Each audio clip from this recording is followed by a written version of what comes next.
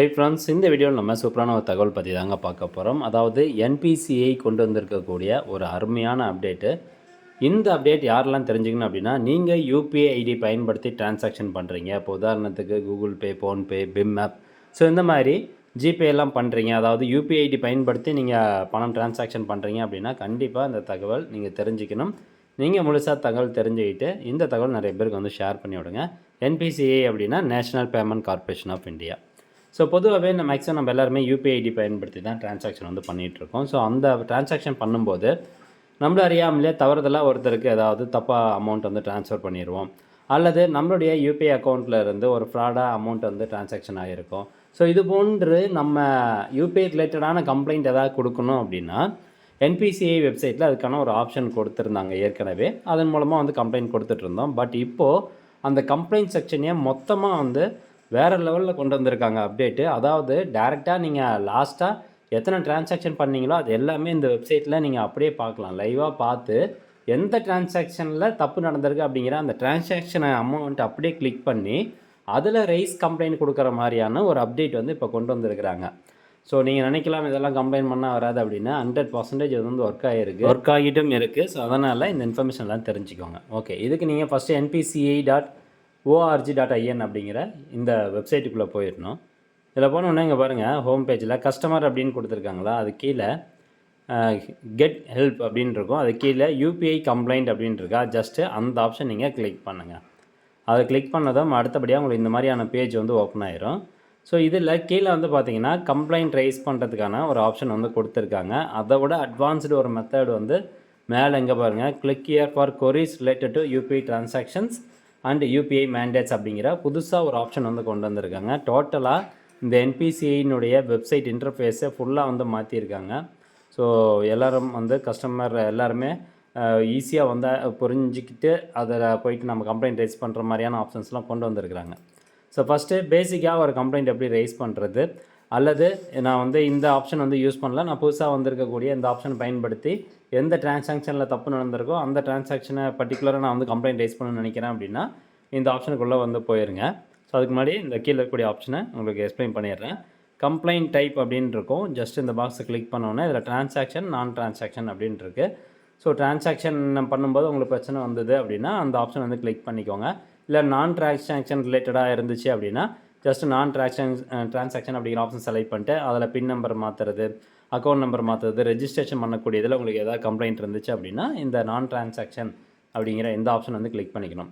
So நீங்கள் பணம் அனுப்பும்போது ஏதாவது தவறுதலாக வேறு ஒருத்தருக்கு அனுப்பிச்சிட்டிங்க, அல்லது உங்களுடைய யூபிஐ அக்கௌண்ட்லேருந்து ப்ராடாக வந்து அமௌண்ட் எடுத்துட்டாங்க அப்படிங்கிற பட்சத்தில் டிரான்சாக்ஷன் அப்படிங்கிற ஆப்ஷன் செலக்ட் பண்ணிட்டு டைப் ஆஃப் இஷ்யூ அப்படிங்கிறத செலக்ட் பண்ணிங்கன்னா இங்கே பாருங்கள், amount debited but not credited to beneficiaries account. உங்களுடைய யூபிஐ அக்கௌண்ட் தான் அமௌண்ட்டு டெபிட் ஆகிருக்கும், ஆனால் சம்மந்தப்பட்ட நம்பருக்கு அந்த அமௌண்ட் போய் சேர்ந்துருக்காது.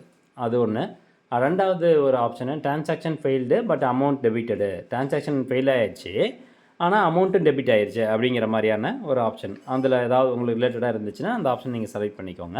மூணாவதாக பாருங்கள், incorrectly transfer to another account.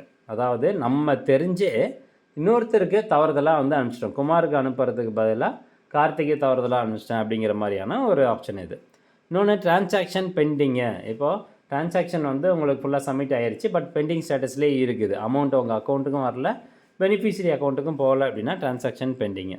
Fraudulent transaction. உங்களுடைய யூபிஐ அக்கௌண்ட்லேருந்து யாராவது தவறுதலாக பணம் எடுத்திருக்காங்க அப்படின்னா இந்த ஃப்ராட்லண்ட் டிரான்சாக்ஷன் அப்படிங்கிற ஆப்ஷன் செலக்ட் பண்ணிடணும். ஸோ இந்த 5 ஆப்ஷனில் இப்போ நம்ம கம்ப்ளைண்ட் ரைஸ் பண்ணக்கூடிய ஆப்ஷன்ஸ் பார்த்திங்கன்னா 1, 2 அண்ட் 4வது இந்த incorrectly transfer to another account. அதே மாதிரி ஃப்ராட்லண்ட் டிரான்சாக்ஷன் அப்படின்னா இந்த 3வது ஆப்ஷன் இன்கரெக்ட்லி ட்ரான்ஸ்ஃபர் அப்படிங்கும்போது நம்ம பேங்க்கை கான்டாக்ட் பண்ணுங்கள் அப்படின்னு சொல்லி இப்போ இதில் வருது. இது கூடிய விரைவில் உங்களுக்கு அப்டேட் ஆயிரும். அதே மாதிரி 5வது ஆப்ஷன் பார்த்திங்கன்னா ஃப்ராட்லண்ட் டிரான்சாக்ஷன் அப்படின்னு கொடுத்துருப்பாங்க. இதை கிளிக் பண்ணால் நீங்கள் இந்த சைபர் கிரைம் அந்த வெப்சைட்டில் போய்ட்டு கம்ப்ளைண்ட் பண்ணுங்கள் அப்படிங்கிற மாதிரி வந்து கமெண்ட்ஸ் வந்து கொடுக்குது. இன்னும் பார்த்தீங்கன்னா ஒரு 1 வீக்கில் இதுலேயே வந்து எல்லா ஆப்ஷனும் கொண்டு வந்துடுவோம் அப்படிங்கிற மாதிரியான ஒரு அப்டேட் வந்துருக்குது.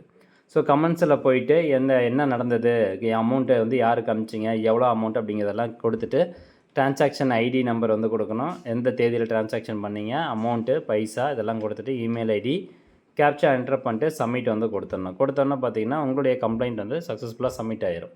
ஸோ இது வந்து பேசிக்காக கொடுக்குற கம்ப்ளைண்ட். இல்லை நான் வந்து அந்த டிரான்சாக்ஷன் பண்ணக்கூடிய அந்த அமௌண்ட்டில் இருக்க ஆப்ஷன் நான் யூஸ் பண்ணணும் அப்படின்னா அந்த click here for queries related to UPI transaction and UPI mandates அப்படிங்கிற ஆப்ஷனை கிளிக் பண்ணுங்கள். அடுத்தபடியாக உங்களுக்கு இந்த மாதிரியான பேஜ் வந்து ஓப்பன் ஆயிரும். இந்த பாக்ஸில் போயிட்டு உங்களுடைய யூபிஐ அக்கௌண்ட்டு கூட லிங்க் ஆகிருக்க அந்த மொபைல் நம்பரை வந்து செலக்ட் பண்ணிடுங்க.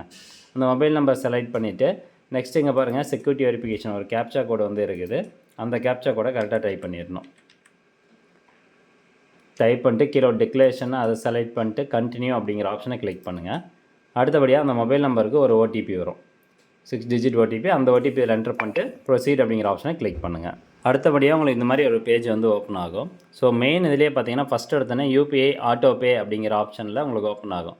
அதாவது உங்களுடைய யூபிஐ ஐடி மூலமாக ஆட்டோமேட்டிக்காக மந்த்லி இப்போ ரீசார்ஜாக இருக்கட்டும், ஜியோ ஹாட்ஸ்டார் ரீசார்ஜ் 3 மாதத்துக்கு உதவியாக இருக்கட்டும், இல்லை ஏதோ ஒன்று வந்து ஆட்டோ பேமெண்ட் முறை வந்து செட் பண்ணியிருப்பீங்க இல்லையா? ஸோ அதெல்லாம் எதெல்லாம் ஆட்டோ பேமெண்ட் முறை உங்களுடைய யூபிஐ ஐடி கூட லிங்க் ஆகிருக்கு அப்படிங்கிறது இருக்கும்.